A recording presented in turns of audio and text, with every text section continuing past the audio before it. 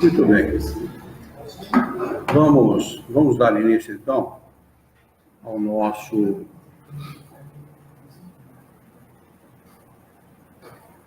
nosso encontro de estudos para o Livro dos Espíritos dessa noite. Hoje é dia 1º de abril de 2019, uma segunda-feira, 23 graus na cidade de Jaú. Estamos estudando o referido livro e transmitindo o nosso encontro de estudos diretamente da Associação Jauense de Estudos Espíritas, localizada na cidade de Jaú, estado de São Paulo, Brasil. E hoje com a novidade que estamos transmitindo também pelo YouTube. Aqueles que quiserem acessar pelo YouTube, podem acessar na página da associação no YouTube, que é AJEE, espaço Associação Jauense de Estudos Espíritas, e vai acessar a nossa página, e nós estamos com a transmissão ao vivo por lá também. Por questões de conveniência, estamos transmitindo por lá também. O Facebook está limitando o número de vídeos postados no Facebook, então nós resolvemos retornar com os vídeos pelo YouTube. Estão conosco pela internet o Denis Bertelli, a Aline Bertelli. Estão pela internet, o Denis parece que está um pouco gripado. Nós desejamos a pronta melhora para ele e uma boa noite para a Aline também. Eles estão desejando uma boa noite para nós, para todos nós.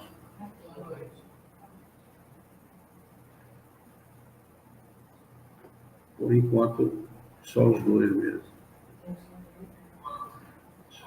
Bem, nós estamos estudando no referido livro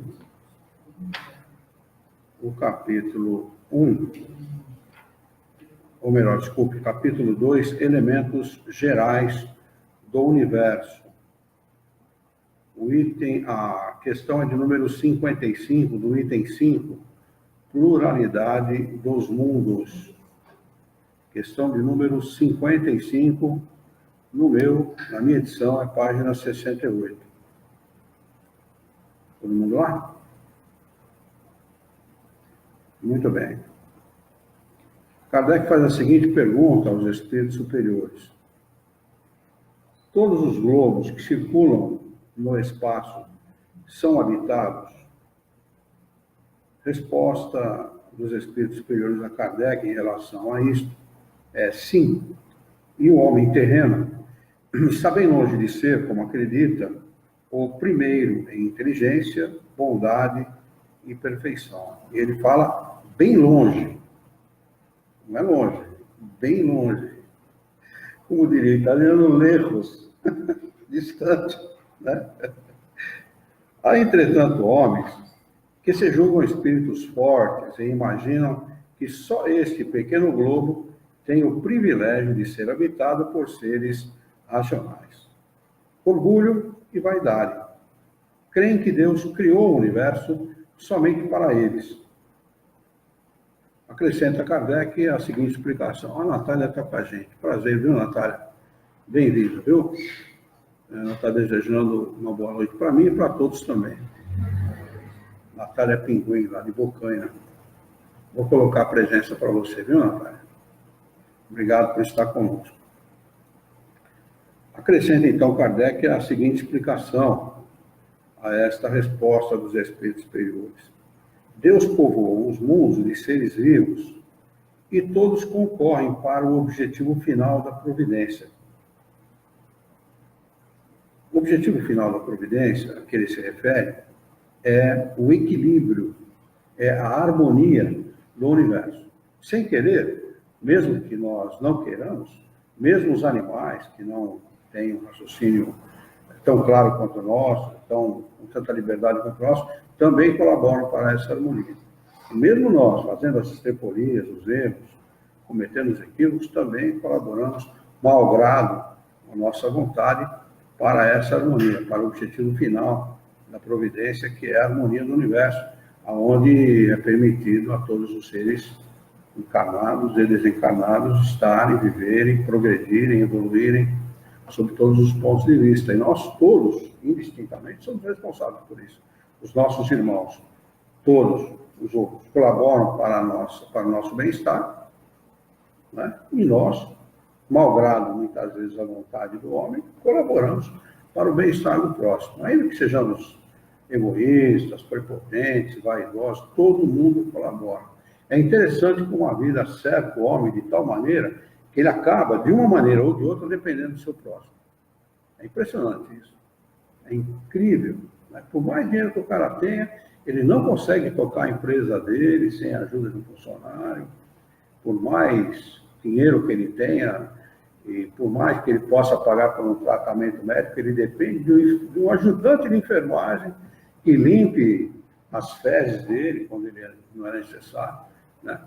Enfim, todos nós, malgrado o nosso egoísmo, a nossa vaidade, a nossa prepotência, o nosso orgulho, malgrado todos os equívocos que nós cometemos, nós estamos sempre na dependência do próximo. Infeliz aquele que acha que não precisa, né? Vai estar bem atrasado nesse sentido, né? Acreditar que os seres vivos estejam limitados apenas ao ponto que habitamos no universo seria pôr em dúvida a sabedoria de Deus, que nada fez de inútil e deve ter destinado esses mundos a fim mais sério do que o de alegrar os nossos olhos. Sabe por que Kardec está explicando isso? Porque a igreja achava que a Terra era o centro do universo e as estrelas eram enfeites para alegrar a vida do homem. A igreja declarava isso. Lá em 1900 de Moraes Sarmento, lá atrás, né? Eles declaravam isso, que as estrelas, Deus as colocou no firmamento para o deleite do homem, para o prazer do homem, para alegrar a vida do homem. Não é a prepotência de ser.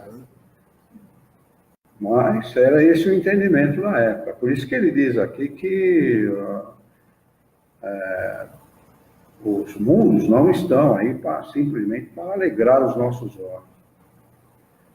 Nada, aliás, nem a posição no volume ou na constituição física da Terra pode razoavelmente levar-nos à suposição de que tem o privilégio de ser habitado por exclusão de tantos milhares de mundos semelhantes. Além daqueles que são semelhantes, o homem já achou recentemente, que no ano passado, ou retrasado, um mundo que era exatamente igual ao nosso. Lembram disso? Não? Chegaram? Estão lembrados dessa notícia? Exatamente igual ao nosso. Ele era não sei quantas vezes, 10 vezes, 15 vezes maior que o nosso, era imenso, né? E as condições climáticas eram as mesmas no nosso. Só que ele estava 10 mil anos luz, uma coisa assim. Uma coisa que inatingível, né? Para as nossas máquinas atuais, né? Simplesmente inatingível. A gente talvez atinja essa condição de chegar num mundo desse, mas daqui a algum tempo, né? E, quer dizer, se tem as mesmas condições climáticas, por que não a vida florescer lá como floresce aqui? A ciência não fala que depende das condições climáticas e de uma situação propícia? Naquele momento, naquela situação propícia, naquele tipo de clima, com aquele tipo de temperatura e tal, com a ação do raio solar, a vida eclode. É isso que eles alegam? Por que não acontecer lá? Por que exclusividade nossa? Na época, no simples, você não precisa nem ser espírita, nada, porque no simples raciocínio, né, um raciocínio lógico, você chega à conclusão de que, pelo menos, é possível, né? É possível que haja. E daí dá margem para outras reflexões, do tipo, que tipo de organismo será que usam esses nossos irmãos nesses outros planetas, né? Tem planeta que é puro enxofre. Um homem que descesse num planeta daquele não viveria segundos, né? Porque não teria condição de respirar. E que tipo de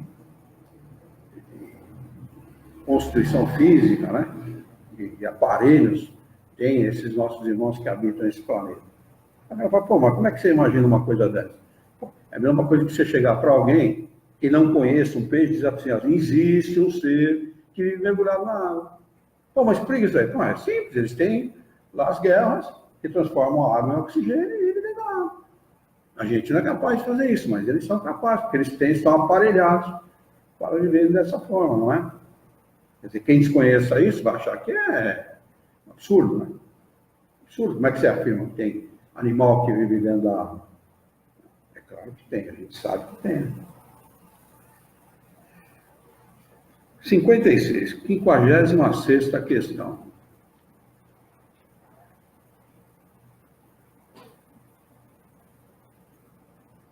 A constituição física dos diferentes globos é a mesma? Pergunta Kardec. Respondem os espíritos, não. Eles absolutamente não se assemelham. Isso que dá margem para a minha reflexão que eu fiz anterior. Se a constituição física não se assemelha, se eles têm constituição física própria, consequentemente os corpos têm que estar aparelhados para esse tipo de constituição. De clima, de temperatura, etc. Né?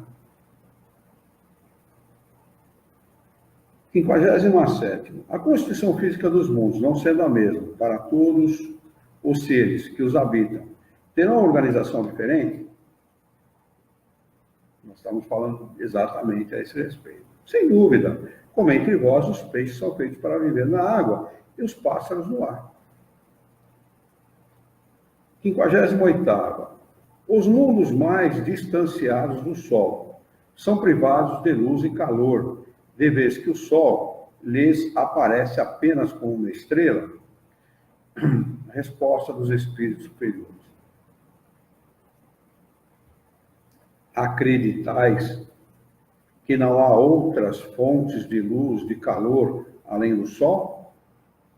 Não tendes em conta a eletricidade, que em certos mundos desempenha um papel desconhecido para vós, e bem mais importante que o que lhe cabe na Terra? Kardec falou isso há 168 anos atrás. O que nós fazemos com as placas de captação de energia solar hoje? Transformamos essa captação em energia 110, 220, que toca motor de fábrica, que alimenta a casa, por exemplo, chuveiro, torneira, água quente. Nessa época nem se imaginava esse tipo de situação, né? Por exemplo, energia eólica, por exemplo, nem se imaginava esse tipo de situação. No entretanto, hoje a gente sabe que a fonte pode ser outra, né? Há essa possibilidade.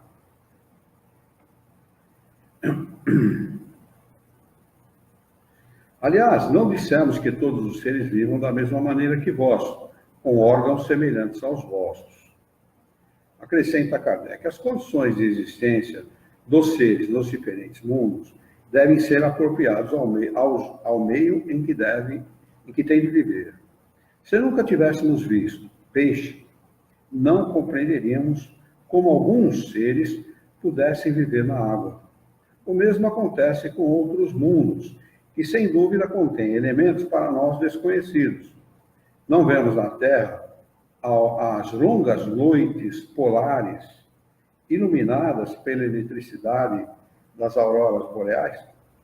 Aliás, o que eles chamam de longa noite se estende por 6, 7, 8 meses, né? Por isso que o urso polar ele hiberna, né? Ele come, engorda pra caramba, hiberna lá num buraco qualquer, fica lá 6, 7, 8 meses sem comer, com o seu sistema orgânico reduzido quase zero, né? Batimento cardíaco baixinho pra caramba. Quando ele sai de lá, ele sai magro pra caramba. Mas ele sobrevive aquele tempo todo hibernado, né? Interessante, né? Eu assisti um filme ontem a esse respeito, de um personagem real, de uma senhora que vai atrás do marido que fez a primeira exploração do Polo Norte. E ela, que gostava muito do marido, porque começou essa exploração com ele, vai atrás dele para encontrar com ele. No fim, ela acaba se perdendo dele, quase morre, né, por conta lá de uma nativa, ela não teria sobrevivido. Mas é interessante essa noite do Polo Norte, quando o sol desaparece de vez. Vira a noite, é muito gelado, congela tudo que está à sua volta e fica impossível de sobreviver. Ela sobreviveu. Ela sobreviveu 6 meses naquela situação, depois dela resgatar, 6 meses. Acabou, queimou tudo que tinha, queimou o barracão, queimou tudo que tinha, fez um iglu, se enfiou dentro do iglu, dormindo, chegava a dormir 3, 4, 5 dias seguidos. Interessante como a própria natureza equipa, né? Ou se encarrega de adaptar, né? O próprio organismo às circunstâncias, né? É muito interessante. Eu não me vejo sobrevivendo numa situação como essa, que, pelo amor de Deus, né? Frio é. Mas ela sobreviveu. Acrescenta Kardec. Não, estamos aqui quase no final, né? Que haveria de impossível para a eletricidade ser mais abundante que na Terra, desempenhando um papel geral, cujos efeitos podemos compreender? Esses mundos podem conter em si mesmos as fontes de luz e calor necessárias aos seus habitantes. Olha, está tão adiantado o mundo, nosso mundo está tão adiantado nesse aspecto. Eu sei porque eu estou fazendo muita pesquisa a respeito de trailer, motorhome, esse tipo de coisa. Então, você equipa aí um motorhome, um trailer com placa solar, e você tem as mesmas condições que você tem em casa. É impressionante. Sabe? É incrível, eu não sabia que existia isso. Isso é a placa solar capta, joga numa bateria, a bateria tem um comutador que transforma em 110 220, e você usa dentro do motorhome, dentro do trailer, o que você quiser, você liga o aparelho que você quiser.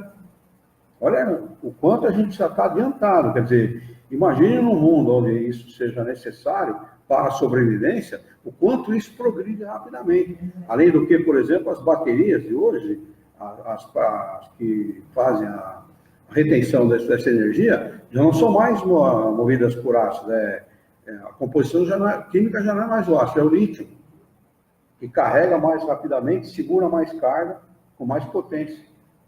Esses carros elétricos, tudo, né, que já tem hoje em dia, em vários lugares do mundo, o carro a gasolina, ou é híbrido, ou é elétrico.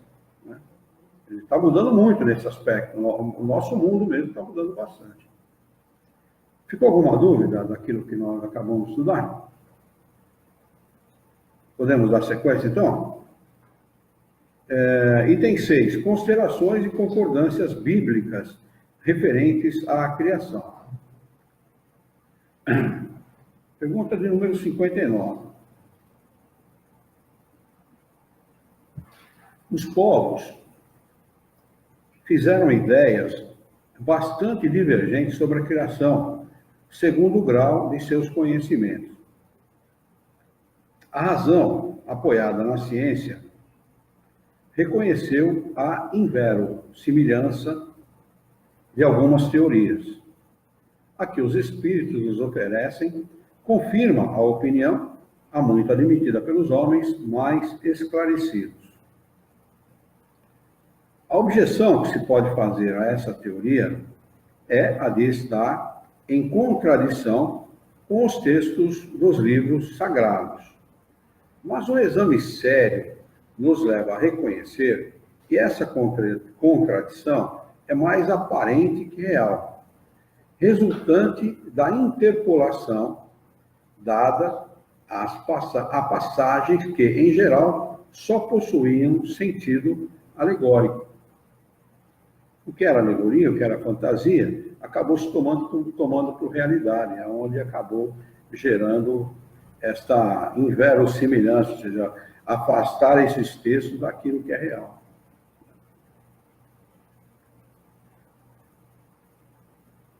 A questão do primeiro homem, na pessoa de Adão, como único tronco da humanidade, não é a única sobre a qual as crenças religiosas têm de modificar-se.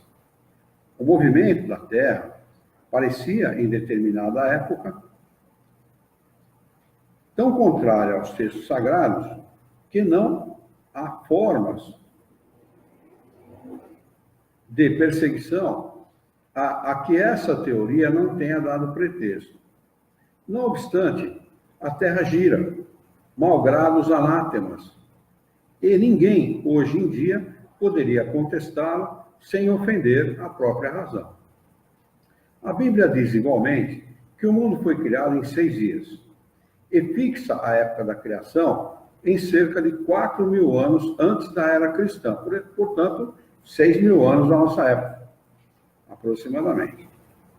Antes disso, a Terra não existia, ela foi tirada do nada. O texto é formal. E eis que a ciência positiva, a ciência inexorável, vem provar o contrário. A formação do globo está gravada em caracteres indeléveis no mundo fóssil e está provado que os 6 dias da criação representam outros tantos períodos, cada um deles, talvez, de muitas centenas de milhares de anos. E não se trata de um sistema, uma doutrina, uma opinião isolada, mas de um fato tão constante como o do movimento da Terra, e que a teologia não pode deixar de admitir prova evidente do erro em que se pode cair, quando se toma ao pé da letra as expressões de uma linguagem frequentemente figurada. Aqui tem um rodapé de número 1 que diz: as recentes declarações do Papa Pio XI, isso há 60 anos atrás, esse livro foi editado quando... 12, quando o Espiritismo estava completando 100 anos. Então, cerca de 68 anos atrás. Admitindo os cálculos da ciência para a formação da Terra, confirmam o acerto de Kardec nessa nota. Devemos concluir, então, que a Bíblia está em erro? Não, mas que os homens se enganaram na sua interpretação. Rodapé de número 2, que diz o seguinte: advertência aos que condenam a Bíblia sem levar em conta os fatores históricos e a linguagem figurada do texto. Mas, na realidade, não é uma condenação. Não, o que as pessoas contestam é o seguinte: como é que eles continuam afirmando até hoje que isso é expressão da realidade? É a palavra de Deus. Espera aí, vamos ter bom senso. Bom senso e caldo de galinha não falava ninguém. Não é isso? Há que se admitir que a ciência já avançou muito para a gente continuar afirmando besteiras como essa. Não é? Então, as religiões, a igreja, sobretudo, devia descer do seu pedestal de 100 anos. Qual o problema? Ninguém ia contestar. Agora, o que eles fazem mantendo a posição, né, sem arredar o pé? Afastando as pessoas da crença, fazendo mais incrédulos e ateus do que crentes. É um absurdo isso, né? Quando a gente está errado, a gente diz: olha, errei. Não é vergonha nenhuma a gente dizer errei ou admitir o erro. Não é vergonha, pelo contrário. É até uma posição honrosa, é uma posição séria de quem queira acertar na vida, né? Admitir o erro. Ele continua dizendo o seguinte: a ciência, escavando os arquivos da Terra, descobriu a ordem em que os diferentes seres vivos apareceram na superfície. E essa ordem concorda com a indicada no Gênesis. Olha que interessante, como é uma questão de interpretação, e muitas vezes de orgulho e vaidade daqueles que são os dirigentes das religiões. Com a diferença de que essa obra, em vez de ter saído miraculosamente das mãos de Deus, em apenas algumas horas, realizou-se sempre pela sua vontade, mas segundo as leis das forças naturais, em alguns milhões de anos. Por que eles não admitem isso? Eles acham que vai tirar, vai diminuir a qualidade de Deus, o prestígio dele, né? Eu acho que deve ser isso, porque não admitem por conta disso, né? Como é que não saiu? Como é que não aconteceu o milagre? Como é que não aconteceu sair da mão de Deus por vontade dele, no momento que ele determinou? Que não é assim. Se a geologia prova o contrário, então nós temos que nos dobrar à ciência. Toda vez que a ciência avança, a religião tem que ir atrás. E toda vez que a religião prova uma determinada coisa, a ciência tem que ter o bom senso de investigar, pelo menos investigar. Né? Aceitar é outra coisa, mas pelo menos investigar. E se for verdade, dá uma mão palmatória. Não é demérito para ninguém. Deus, segue Kardec, seria por isso menor e menos poderoso? Esse é o mesmo questionamento, né? Esse realmente é o questionamento. É claro que não. Sua obra se tornaria menos sublime por não ter o prestígio da instantaneidade. O instantâneo só leite e glória. Põe lá, abaixo, está pronto. Não existe nada instantâneo. A gente sabe que na natureza nada é instantâneo. Você pega a bolota do carvalho. Você pega um carvalho, vê aquela árvore frondosa, maravilhosa, né? Imponente, linda, né? de um tronco soberbo e tal. Aquilo veio numa bolota. Daquela bolota surgiu o carvalho. Que demérito tem admitir isso? Nenhum. Eu plantei eu tinha uma chacrinha aqui na Portadora, eu plantei uma coisa chamada sanção do campo. Sanção do campo, ela dá um tronquinho de 10 centímetros assim de diâmetro.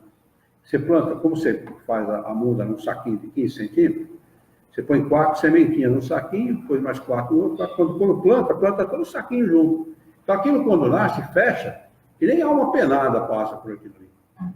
Tem espinho, é triste aquilo, chama sanção do campo. Se você vê a semente, você não vai furar por ela. A sementinha sem vergonha. Tá? Aí você planta, vira aquela cerca viva. Uma cerca viva frondosa. Uma vez eu chamei um homem para carpir a cerca, para cortar, né? Um mateiro, chamava seu Sinésio. Eu não esqueci o nome dele, porque é o nome do meu tio. Então, o seu Sinésio foi lá. Quando foi lá para umas vezes, eu acompanhei ele, era umas 7 horas da manhã, mais ou menos, acompanhei ele. Quando foi lá para umas 11 horas, 11 e meia, eu fui lá. Ele falou, olha, senhor Luiz, eu vou acabar o serviço porque eu não sou homem de 2 palavras. O cara é meu rude, sabe? Você nunca mais me chama para vir cortar aqui. Eu falei, o que houve? Comecei a avisar. Ele é mateiro, está habituado a cortar galho com a serra, a gasolina, né? Serra, como é que chama aquilo? Essa é a gasolina, né? Corta, quando o galho vem, ele faz isso. É o hábito deles, né? Faz isso, desvia o galho com o braço. Ele começou a fazer isso, os espinhos pegaram no braço dele, estava o sangue só. Ele falou, isso é bruto demais. Ele falou, nunca vi coisa tão... E era o sujeito acostumado com o mato.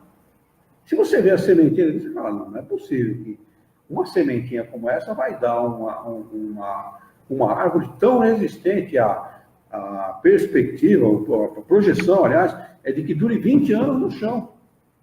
Qual muro que dura 20 anos? Nada.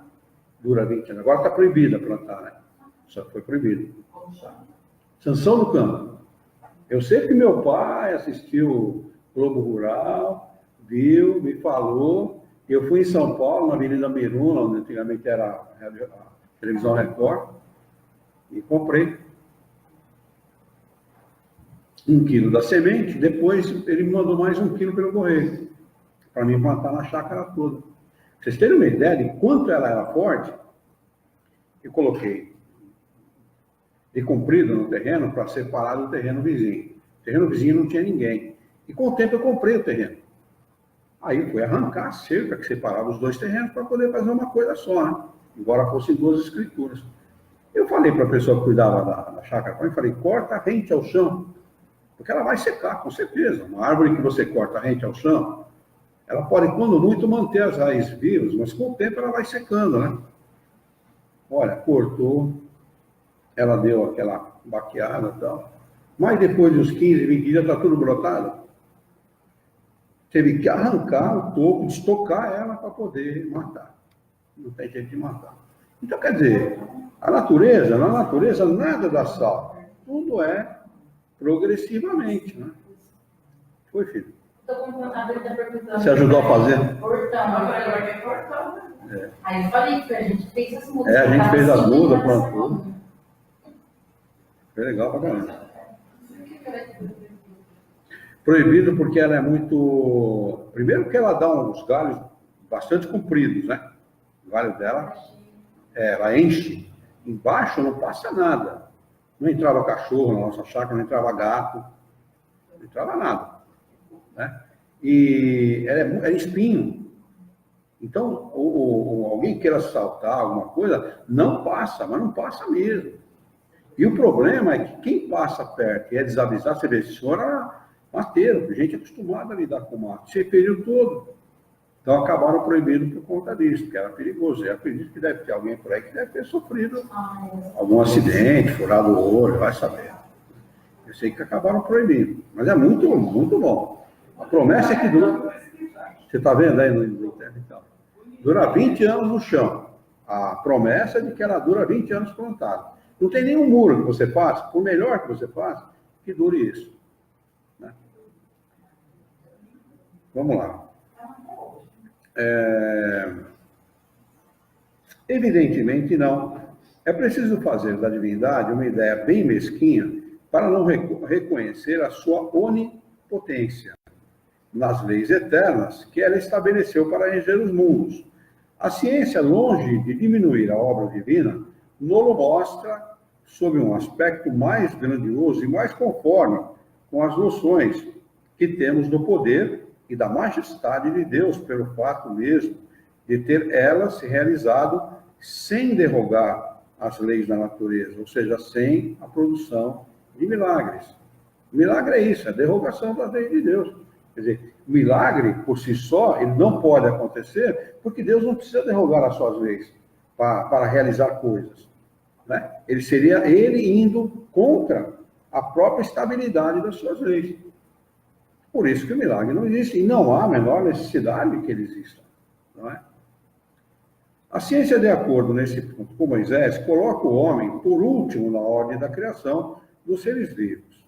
Moisés, porém, coloca o dilúvio universal no ano de 1654 na formação do mundo, enquanto a geologia nos mostra o grande cataclismo como anterior à aparição do homem, tendo em vista que até agora não se encontra nas camadas primitivas nenhum traço da sua presença, nem da presença dos animais, que, sob o ponto de vista físico, são da mesma categoria.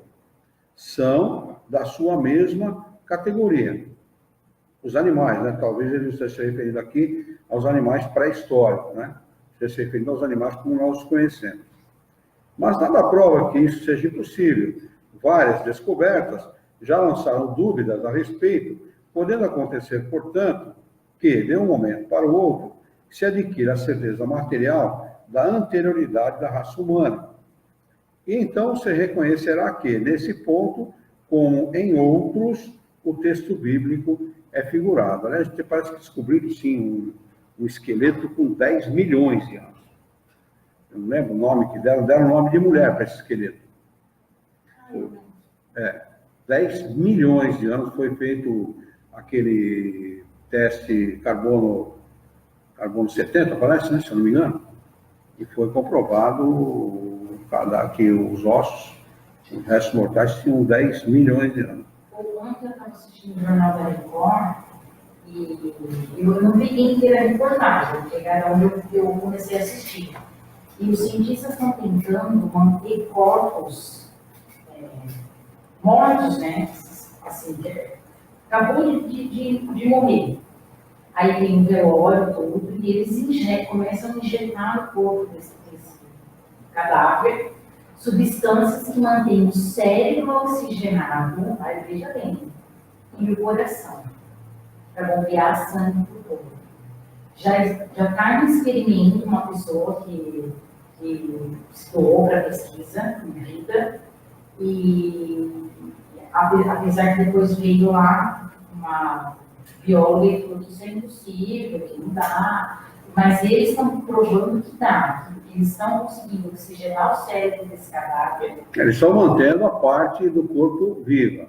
Isso, mas o cérebro e os... Eles injetam um líquido no corpo que faz o papel do sangue, eles tiram todo o sangue e injetam esse líquido na veia do cadáver. Provavelmente que não se deteriora. Que mantém ali o funcionamento que eles têm. Eu não peguei tudo, por isso que eu estou falando assim, meio jogado. E qual é o objetivo? E eu acho que é a graduação de órgãos. Eu acho que é a graduação de órgãos. Mas eu vou até procurar essa reportagem. Mas eu já li a esse respeito, não só para doação de órgãos. Por exemplo, que vai chegar um tempo que você vai numa concessionária qualquer, concessionária do seu carro, eu quero tal peça para o carro. Sei lá, uma pinça de freio para o carro, freio a disco. O cara vai lá na injetora, na impressora, imprime a peça para você na hora. E muito breve a coisa vai acontecer desse jeito. E isso vai ser estendido com o tempo, com a tecnologia, para os órgãos humanos. Assim como o celular, que vai sumir e vai ser projetado aqui, nessa parte do corpo. Como já existe o iPhone nos Estados Unidos, que é projetado no como é essa parte, né? No antebraço. antebraço. Então não vai mais existir aparelho. Então, tecnologia daqui daí não vai precisar nem vir aqui mais. Transmite de casa mesmo, todo mundo participa, fio. Vamos ver onde chega a coisa, né?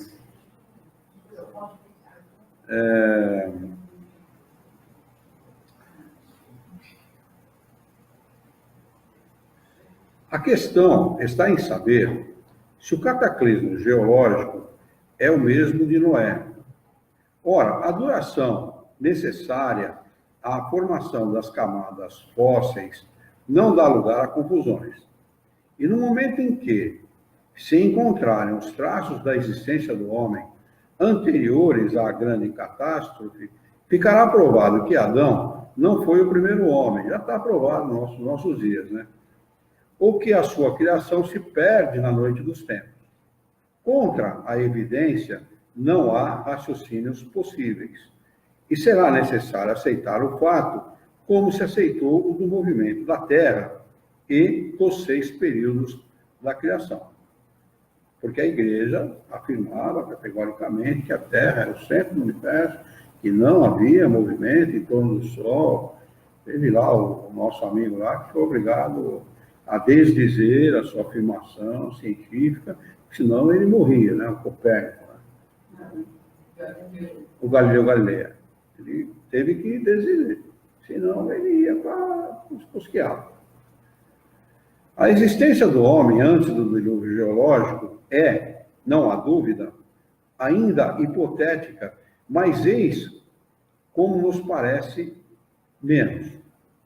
Admitindo-se que o homem tenha aparecido pela primeira vez na Terra há 4.000 anos antes de Cristo, se 1.650 anos mais tarde toda a raça humana foi destruída, com exceção apenas de uma família, conclui-se que o povoamento da Terra data de Noé, ou seja, de 2.350 anos antes da nossa era.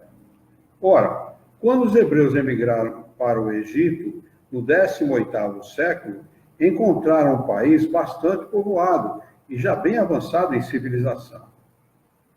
A história prova que, nessa época, a Índia e outros países eram igualmente florescentes, mesmo sem levarmos em conta a cronologia de certos povos, que remonta a uma época ainda mais recuada. Teria sido, então, necessário que do 24º ao 19º século, quer dizer, numa época de 600 anos, não somente a posteridade de um único homem tivesse podido povoar todas as imensas regiões então conhecidas, supondo-se que as outras não estivessem povoadas, mas também que, nesse curto intervalo, a espécie humana tivesse podido elevar-se da ignorância absoluta do estado primitivo ao mais alto grau de conhecimento intelectual, o que é contrário a todas as leis antropológicas. A diversidade das raças humanas vem ainda em apoio desta opinião. O clima e os hábitos produzem, sem dúvida, modificações das características físicas, mas sabe-se até onde pode chegar a influência dessas causas, e o exame fisiológico prova a existência, entre algumas raças, de diferenças constitucionais mais profundas que as produzidas pelo clima. O cruzamento de raças produz os tipos intermediários. Tende a superar os caracteres extremos, mas não cria estes, produzindo apenas as variedades. Ora, para que tivesse havido cruzamento de raças, era necessário que houvesse raças distintas, e como explicamos a sua existência, dando-lhes um tronco comum, e sobretudo tão próximo, como admitir que, em alguns séculos, certos descendentes de Noé se tivessem transformado a ponto de produzirem raças etiópica, por exemplo, produzirem a raça etiópica, por exemplo, uma tal metamorfose não é mais admissível que a hipótese de um tronco comum para o lobo e a ovelha, o elefante e o pulgão, a ave e o peixe. Ainda uma vez, nada poderia prevalecer contra a evidência dos fatos. Tudo se explica pelo contrário, admitindo-se a existência do homem antes da época que lhe é vulgarmente assinalada. A diversidade das origens, Adão, que viveu há 6.000 anos, como tendo povoado uma região ainda inabitada, o dilúvio de Noé como uma catástrofe parcial que se tornou pelo cataclismo geológico. Aqui tem um rodapé de número 3 que diz: as escavações geológicas realizadas por Sir Leonard Woolley em 1929 ao norte de Basora, deve ser, próximo ao Golfo Pérsico, para a descoberta de Ur, revelaram os restos de uma catástrofe diluviana ocorrida exatamente há 4.000 anos antes de Cristo. Ao encontrar a camada de lodo que cobria as ruínas de Ur primitiva, Woolley transmitiu a notícia ao mundo nos seguintes termos, abre aspas: encontramos os sinais do dilúvio universal, fecha aspas. Trabalhos posteriores comprovaram o fato, mostrando que houve um dilúvio local no delta do Tigre e do Eufrates, exatamente na data assinalada pela Bíblia. Esse fato vem confirmar a previsão de Kardec. E tendo-se em conta livro sagrado de todos os povos, eis porque é prudente não se acusar muito ligeiramente de falsas as doutrinas que podem ser adotadas, como tantas outras, oferecer um desmentido aos que as combatem. As ideias religiosas, longe de perder, se engrandecem ao marchar com a ciência, esse único meio de não apresentarem ao ceticismo um lado vulnerável. E é claro que as religiões estão cada vez mais vulneráveis por não aceitar as afirmações da ciência. É claro, ainda bem que a gente é espírita, porque não fica devendo nada para a ciência. Pelo contrário, admite-se tudo que a ciência faz em benefício do homem e tudo aquilo que os espíritos superiores revelaram a Kardec foi sempre confirmado pela ciência. Quer dizer que para nós não há o menor prejuízo. Pode a ciência descobrir o que quiser, quando quiser, onde quiser, que nós vamos estar sempre para e passo com a ciência. Ficou alguma dúvida a respeito disso que a gente leu? Não? Muito bem, vamos dar sequência então? Vocês que estão pela internet, se quiserem perguntar alguma coisa ou acrescentar alguma coisa, fiquem à vontade. Lá no YouTube não tem ninguém, nós estamos transmitindo por lá também. Nosso canal no YouTube é AJEE, Associação Jauense de Estudos Espíritas, para quem quiser acessar nosso canal. Tem bastante material por lá também, quem quiser acessar pode se beneficiar. Vamos dar início ao capítulo 4, Princípio Vital. Agora a coisa começa a dar uma certa enroscada. Então eu peço que vocês prestem atenção, se precisar voltar em alguma explicação, se alguma coisa ficar mal entendida ou mal explicada, por favor, peçam, a gente volta, se fala outra vez, e até que a coisa se aclareie, a gente possa entender com a qualidade necessária. Capítulo 4, Princípio Vital, item 1, Seres Orgânicos e Inorgânicos. Os seres orgânicos são os que trazem em si mesmos uma fonte de atividade íntima que lhes dá a vida. Nascem, crescem, reproduzem-se e morrem. São providos de órgãos especiais para a realização dos diferentes atos da vida e apropriados às necessidades de sua conservação.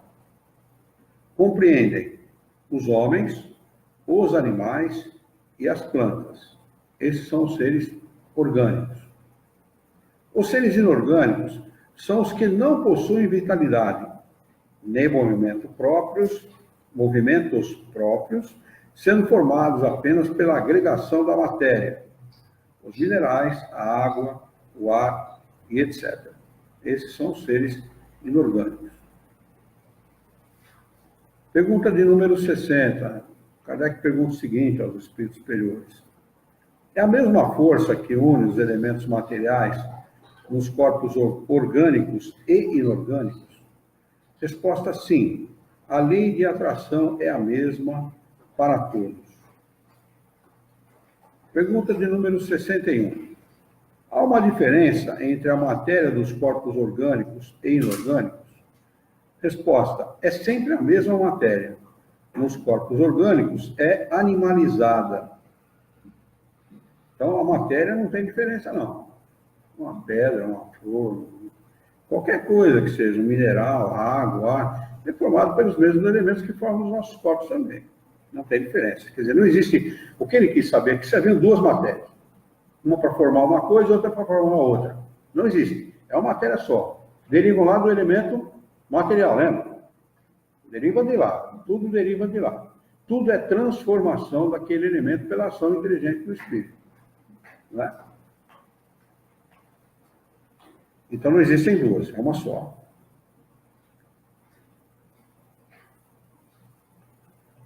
E ele diz que aqui nos corpos orgânicos é animalizada. A matéria é animalizada, o que significa tem ânima, vida, não é? É isso que significa. Animalizada deriva, ela está formada pela palavra ânima, vida, alma, interior, conteúdo, né? Tem alguma coisa a mais do que a não animalizada. Pergunta do número 62. Qual é a causa da animalização da matéria? Resposta: sua união com o princípio vital. Agora é que começa a complicar um pouquinho para entender. Então, a matéria que forma todos os corpos orgânicos, elas são animalizadas por um fluido chamado fluido vital, que é aquele que dá vida aos corpos. Esse é o que produz a vida. A gente, todos nós que reencarnamos nesse mundo, ao reencarnar, recebemos uma quantidade X de fluido vital. Fluido vital, princípio vital, é tudo a mesma coisa. Não tem diferença. E ele pergunta qual a causa da animalização da matéria, vai dar sua união com o princípio vital. Alguns têm mais, outros têm menos.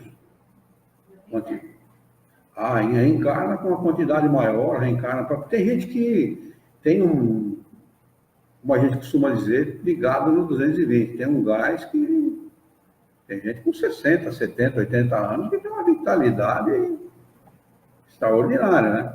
Uma vitalidade diferente de outros que, determinados, foram meio quietão, meio, né, na dele ali, não tem muita... Você nota que falta vitalidade naquele corpo.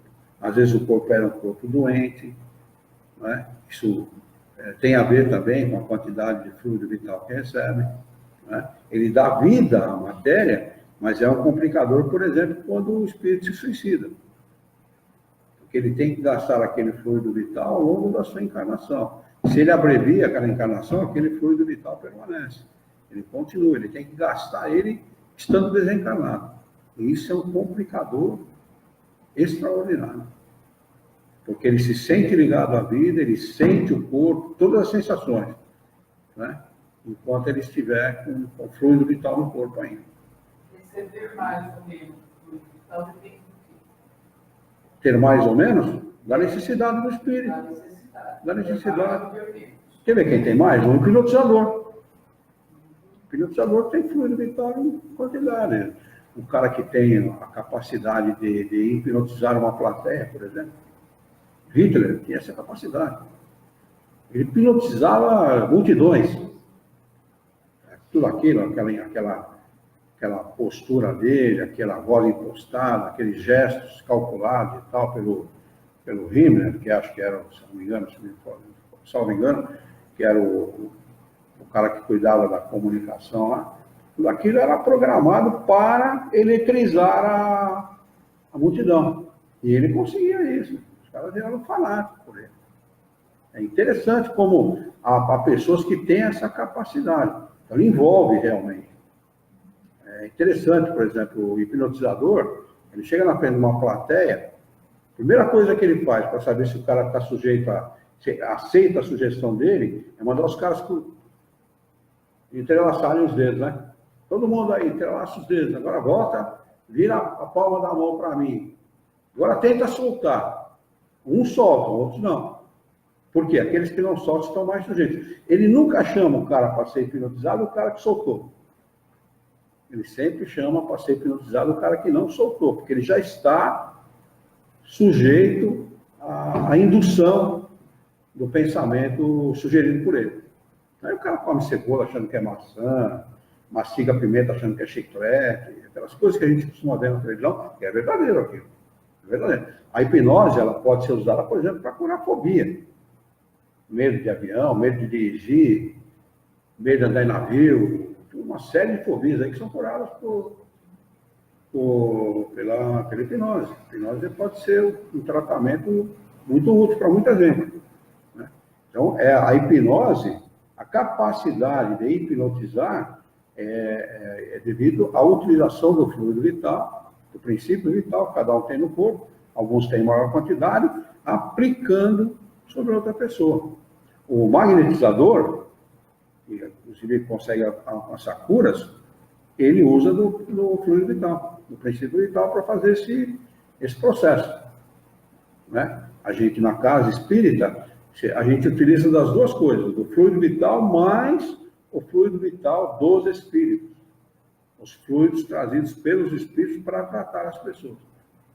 Então, aí são duas coisas, já não é só o fluido vital. Como?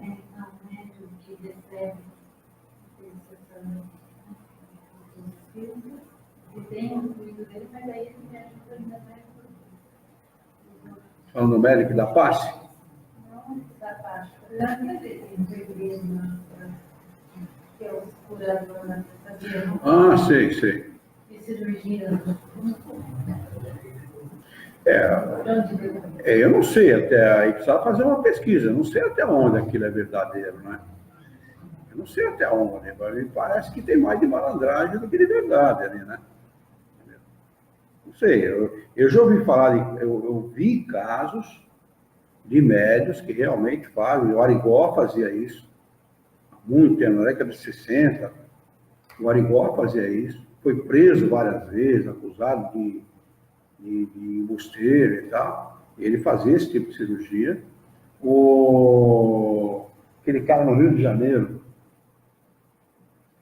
ele era engenheiro, se não me engano, você lembra o nome dele? Queiroz, Edson Queiroz.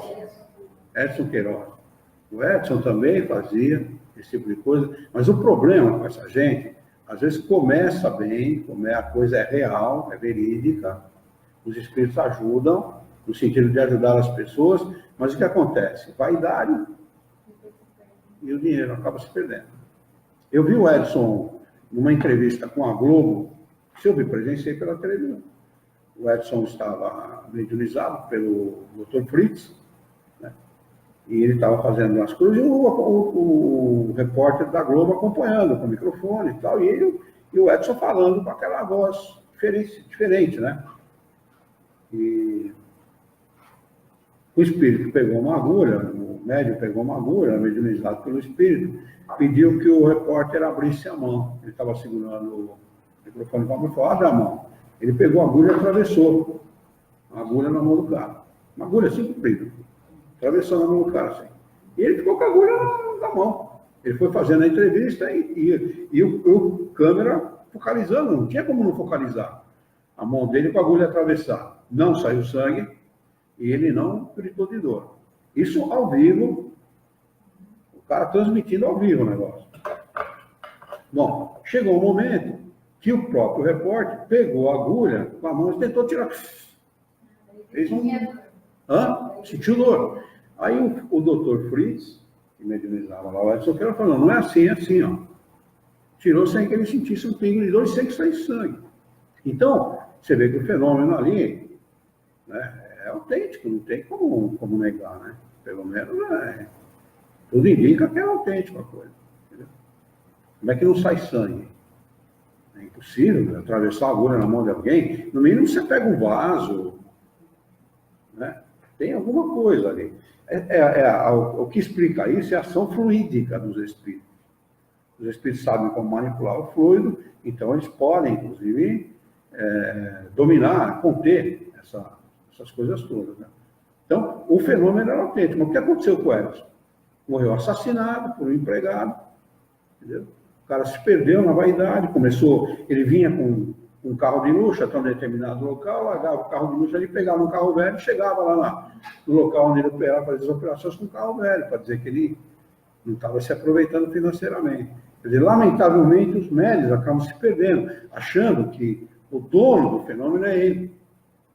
Quando não é, confunde tudo. Não é. O médium não é nada mais do que um simples instrumento. Nada mais do que isso. E acabam se perdendo por conta disso. A Natália diz, Luiz, vou ter que sair. Chegou gente em casa e só estou eu e meu irmão aqui. Tá legal. Boa noite, viu, Natália? Uma boa semana para você. Mas é isso que acontece, né? São fenômenos autênticos, como se esses senhores, João de Deus, acharam, sei lá, 80 milhões na conta dele, tinha 20 milhões, agora acharam mais dinheiro, propriedades, um monte de coisa. Quer dizer, o cara disse que não cobrava nada para fazer o que ele fazia, mas cobrava pelos remédios e tal. Então, quer dizer, acaba se perdendo nisso, no egoísmo, na cobiça, né? São gente que acaba se perdendo nesse caminho aí. Mas vamos lá, vamos dar sequência. Deixa eu tomar meu remedinho antes que eu esqueça.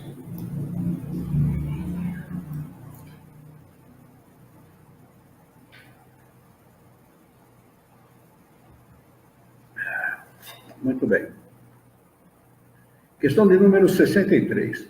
O princípio vital é propriedade de um agente especial ou apenas da matéria organizada? Numa palavra, é um efeito ou uma causa? Resposta, é uma e outra coisa. A vida é um efeito produzido pela ação de um agente sobre a matéria. Um agente sobre a matéria. Reencarna, recebe este agente chamado fluido vital. Esse agente sem a matéria não é vida. Ou seja, o fluido vital, por si só, não é nada. A matéria, por si só, não é nada. Da mesma forma que a matéria não pode viver sem ele. É ele que dá a vida a todos os seres que o absorvem e assimilam. Ou seja, a gente recebe uma certa quantidade de fluido vital ao encarnar, mas a gente o assimila ao longo da vida de diversas coisas, do ar, do oxigênio, do contato com a terra. Então é bom de vez em quando ter contato com os pés, com a terra, com a grama, próximo de arbustos, de árvores e tal, perto da relva, no campo, né? A gente absorve fluido vital. Na praia, no mar. O mar é importantíssimo. A sua mãe, olha que interessante, quando estava grávida de você, 38 anos, 37 atrás, estava grávida dela, nós fomos à praia, na Ilha Comprida, e a Yara, grávida dela, a gente não sabia, né? Ela saía da casa onde a gente estava, a gente atravessava assim uns 30, 40 metros de areia branca, né? E quando chegava naquela areia molhada, já úmida pela água do mar, ela pisava na areia, no pé dela, em volta dos dedos, assim, ó, ficava roxo. Olha que interessante. Provavelmente, deduz daí o quê? Provavelmente o corpo estava precisando de iodo. Então, tudo aquilo que havia possibilidade de absorver de iodo, provavelmente em função da gravidez, ela absorvia ali em contato com o mar, com a areia. Interessante, o meu não ficava, o da minha mãe que estava junto ficava, o da Juliana, que era outra filha, que estava com um ano e pouco, né? Na época não ficava, ninguém ficava, só o dela. Então, olha que interessante, como o corpo absorve tudo aquilo que lhe é necessário. Ele recebe uma certa quantidade de fluido vital, né? Ao reencarnar no planeta. mas ele também pode absorver diversas coisas diferentes, como absorveu, no caso dela, o iodo da água, que muito provavelmente estava sendo necessário para o corpo dela. Questão de número 64. Vimos que o espírito e a matéria são dois elementos constitutivos do universo.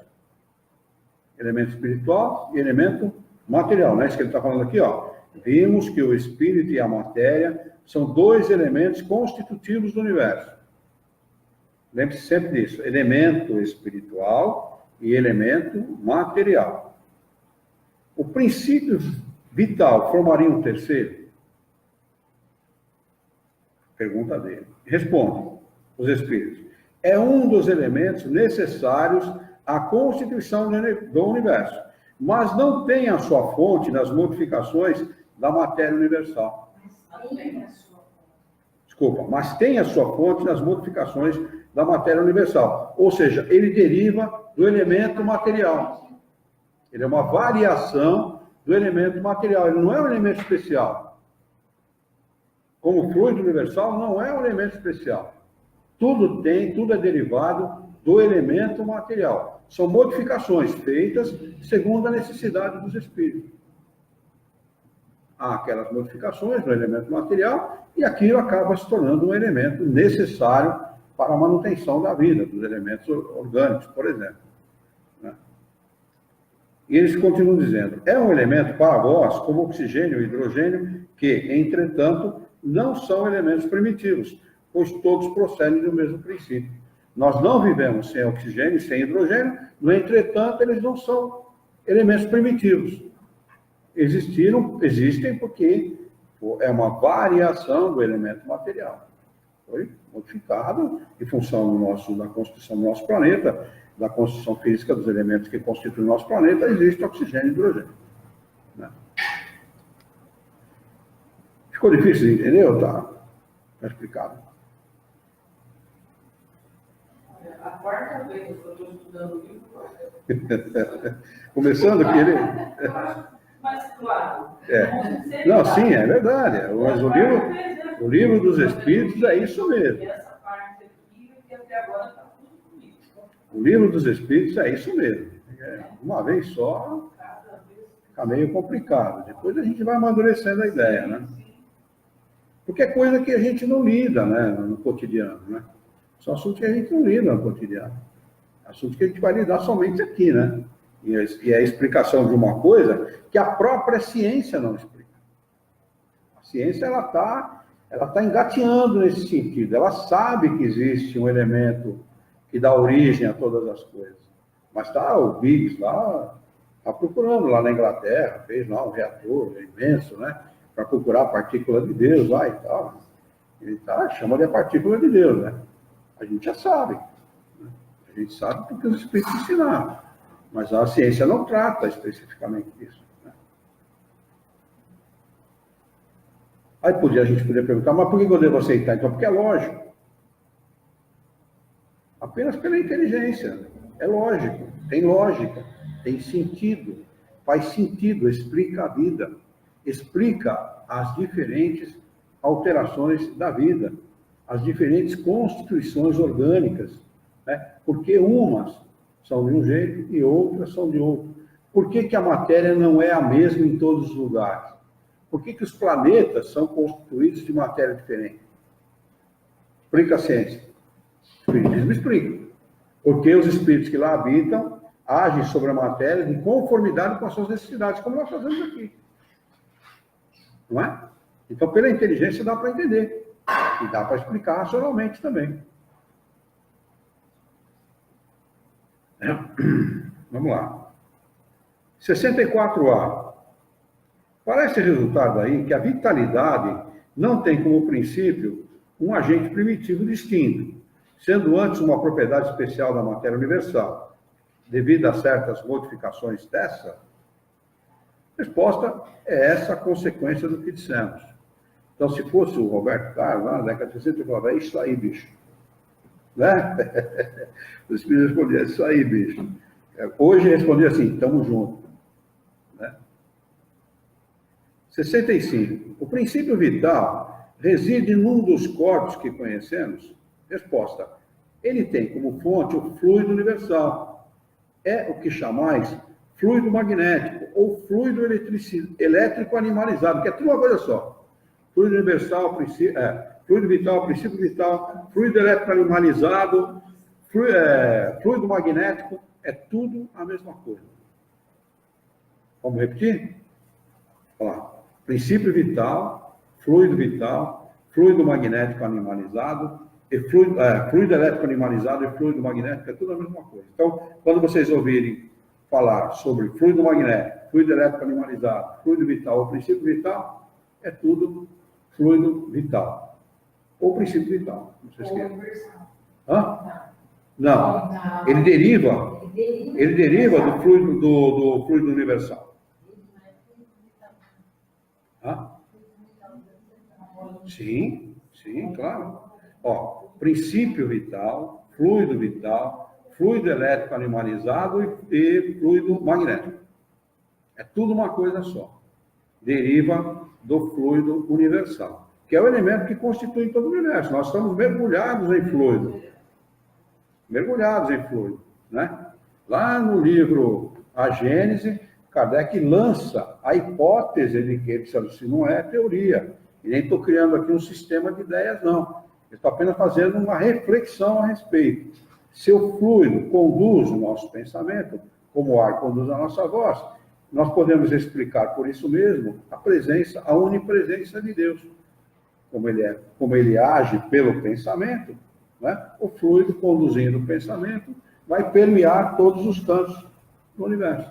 Então, a onipresença dele e a onisciência dele poderia talvez ser explicado dessa forma, o que não deixa de ser racional. Vamos lá. 66. O princípio vital é o mesmo para todos os seres orgânicos? Resposta sim, modificado segundo as espécies. E deve ser mesmo, né? Cada espécie tem. O macaco, por exemplo, vai ter gás assim no inferno, né? O bicho para ter gás. Sobe na árvore, desce em árvore, arrelia com um, arrelia com o outro, brinca, pula. É impressionante. Então, de conformidade com a necessidade de cada um, de cada espécie, há a modificação. E ele continua respondendo o seguinte: é ele que lhes dá o movimento e atividade. Movimento e atividade. Ele que permite o movimento e atividade. A ausência também, ou uma alteração nesse fluido, pode significar para o espírito encarnado a ausência de movimento e atividade também. Não é? Uma variação dele, ou uma variação na sua captação, pode significar para o espírito limitações. E os distingue da matéria inerte, pois o movimento da matéria não é a vida. Ela recebe esse movimento, não o produz. Vamos ler de novo. O princípio vital é ao mesmo tempo o mesmo para todos os seres orgânicos? E lá os seres orgânicos são as plantas, os animais e o homem. Não é isso? Esses são os seres orgânicos. E os espíritos respondem: é o mesmo para todos os seres orgânicos, para plantas, animais e homens? Sim, apenas modificado segundo as espécies, segundo a necessidade de cada um. Não é? Hã? Tá. É ele que lhes dá movimento e atividade. E os distingue da matéria inerte. A matéria inerte não tem movimento nem atividade. Uma pedra, você pega uma pedra, vai botar ela naquele lugar. Se ninguém agir sobre ela, ela vai ficar ali, porque ela não tem nem movimento nem atividade. Embora a ela estejam ligados princípios inteligentes ou espíritos, como que? A tudo que é matéria está ligado no espírito, agindo sobre ela no espírito. Então, existe ali, sim, espíritos em progresso, em evolução. Embora não possa ser chamado exatamente como espírito, porque ainda não tem livre-arbítrio, né? Ou usam muito pouco do seu livre-arbítrio. matéria não tem fluido vital. Não tem. É claro que não tem. Nenhum corpo inerte, nenhuma matéria inerte tem fluido vital. Fluido vital é para animalizar a matéria, para dar ânimo, vida à matéria. Vida que significa, quando a gente fala em vida, você fala em movimento. Tudo que tem vida tem movimento. Não é? Uma ameba, por exemplo, é um ser, é um animal. Né? Porque ela tem movimento. Uma bactéria, um vírus, tem movimento. Então, ali tem contido nela uma certa quantidade de fluido vital modificado de conformidade com as suas necessidades. Uma atividade que ela vai realizar. Vamos lá. Ele diz assim. E os distingue da matéria inerte. Pois o movimento da matéria não é vida. Não é a vida. Não é a vida. O movimento da matéria por si só não é a vida. Ela recebe esse movimento e não a produz.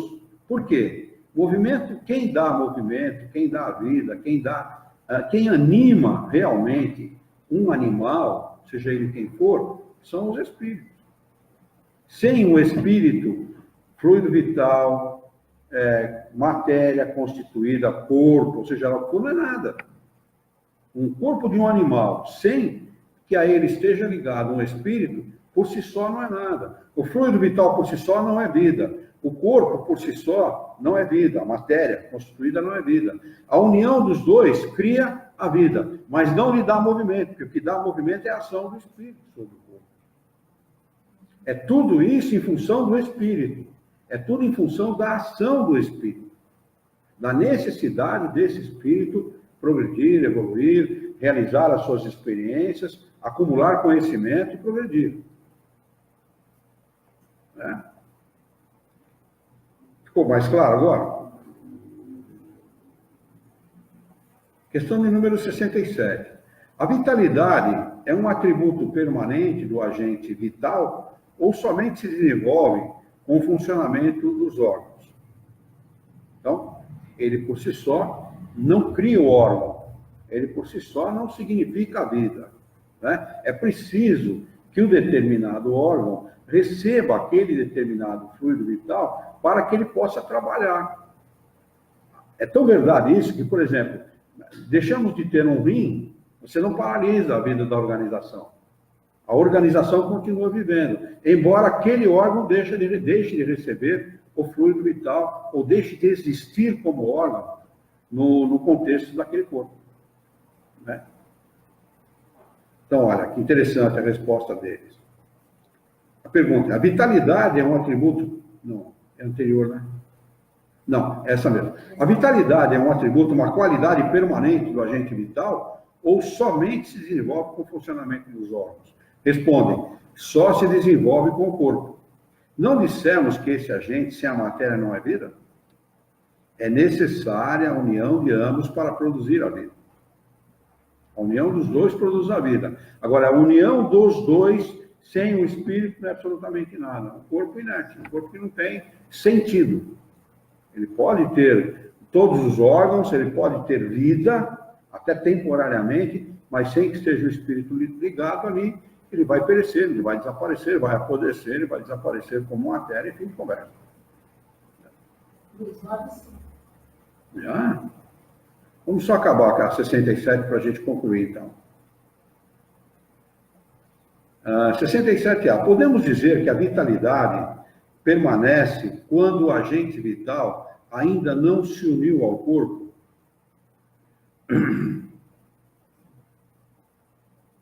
Resposta, sim, é isso. O conjunto, explica Kardec, o conjunto dos órgãos constitui uma espécie de mecanismo, impulsionado pela atividade íntima ou princípio vital que neles existe. O princípio vital é a força motriz dos corpos orgânicos, ao mesmo tempo que o agente vital impulsiona os órgãos, a ação desses entretém e desenvolve o agente vital, mais ou menos como o atrito produz o calor. Então, o próprio fato do órgão existir e de trabalhar, de ter função, cria, ou seja, é em si só a solução para o funcionamento daquele órgão, porque ele acaba produzindo força para poder continuar existindo. Né? Ele existe porque trabalha, e trabalha porque existe. Né? Por isso que a atividade física é importante. Né? Porque a atividade física mantém os órgãos, mantém em atividade todos os órgãos, fazendo com que eles tenham cada vez mais vitalidade. Né? Então, o órgão em si produz também essa vitalidade.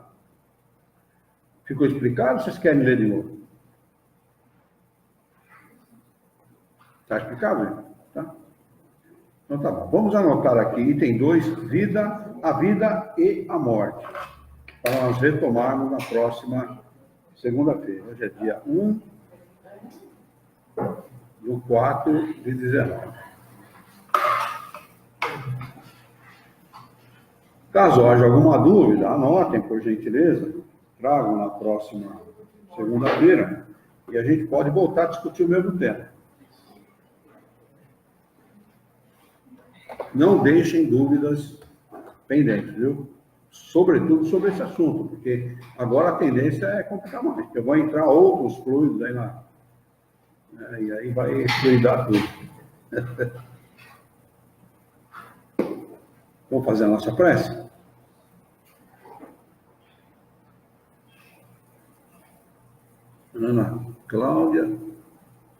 Ana Clara de Souza. Oi, Ana, que bom. Que bom que você está conosco. Prazer, viu? Oi. Aí ela está lembrando aqui, viu, Denis, para você colocar um pouco de água e pedir para o seu espírito guia para depositar os fluidos necessários na água para que você possa ajudar aí a sua necessidade.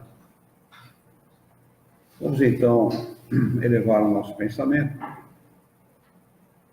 mentalizar a figura excelsa e amiga de Jesus, ele que é o nosso mestre, é o nosso modelo e guia da humanidade, e juntos com Jesus nos dirigir ao Criador, ao Senhor da vida, fonte inesgotável de paz, de amor, de bondade, de misericórdia e justiça, para agradecê-lo muito pela oportunidade de aqui estarmos reunidos em seu nome, para discutirmos as questões propostas pelo Livro dos Espíritos dessa noite. Queira a vossa bondade, o vosso amor, a vossa misericórdia, que tenhamos bom ânimo, coragem, determinação, ideias renovadas, alegria de viver, e muito entusiasmo para que nós possamos trabalhar, sermos úteis à sociedade em que vivemos e possamos também, com a vossa ajuda e com muita coragem, orientar a própria existência por um profundo e sincero respeito pelo nosso próximo. Em teu nome, Senhor, em nome de Jesus, em nome dos bons espíritos, em nome do nosso diretor espiritual e de sua equipe, nós declaramos encerrado o nosso encontro de estudos essa noite, e que assim seja.